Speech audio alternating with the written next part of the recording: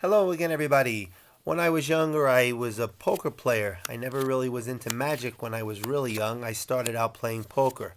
And one time, though, when I was in junior high school, there was this magic convention. And I thought it would be interesting, so I went to the magic convention, and there were all these magicians that were sitting around. They were talking about how they were doing all their tricks and how they would find aces in all these different types of ace setups. So I'm going to show you what happened that day. I'm going to lose the aces into the pack right here. We're going to take all four aces and get them lost right into the deck. And now all the aces are lost, and what I'm going to do is I'm going to give the cards a couple of cuts, just like that, and one more cut just like this. Now, the first magician said, I like to find the aces just by spreading the cards out, and when you spread the cards out, you'll find an indicator card. And then that indicator card will tell you exactly where the ace is.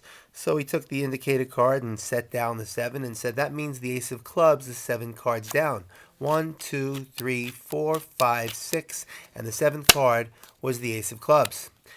Well, the second magician said that's too slow. The way to find the aces is just to magically have the ace flip over. So he spread the cards out, and the ace of hearts just flipped over all by itself. Well, that's 2 aces down, and there's 2 to go.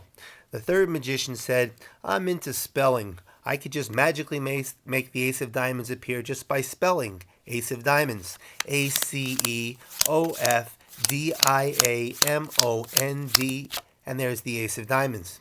Well, the 3 aces, they found the 3 aces, and they looked over at me and said, okay, kid, why don't you give it a try? You think you can find the 4th ace, the ace of spades? I said, I don't know. I wasn't much into magic, but I said, let me see. An indicator card? So I spread the cards out, and there was no indicator card. I said, let me see if I can just make the ace flip over. Well, I spread the cards out, and I couldn't find any ace flipping over. I said, let me try and spell it. So I said, ACEOFSPADES, and that didn't work. I said, you know what? You guys have your own way of finding the cards. I like to do it my own way, just by feeling. I think I can just divide the cards into separate piles and get a good feel for where the ace of spades is. And I don't think it's in this pile right here. I think it's right here in my hands. And these guys were looking at me like I'm nuts, just like you probably are right now. And I said, okay, I think that the ace is not in this pile either. So I'm narrowing it down, and they're wondering what I'm doing. They said, this kid doesn't know what he's doing. And I put the pile down over here, and I said, I think I have one more pile, and I set the last pile here and put these right on top.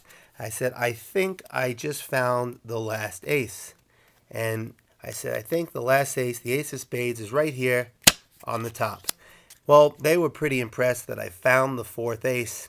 I said, but they were even more impressed because I told them, you know, you guys know that I like poker, and what's more impressive than 4 aces is a royal flush in spades.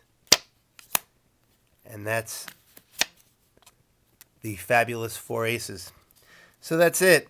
If you guys would like a tutorial for this, I'll put it up in my next video. That's it.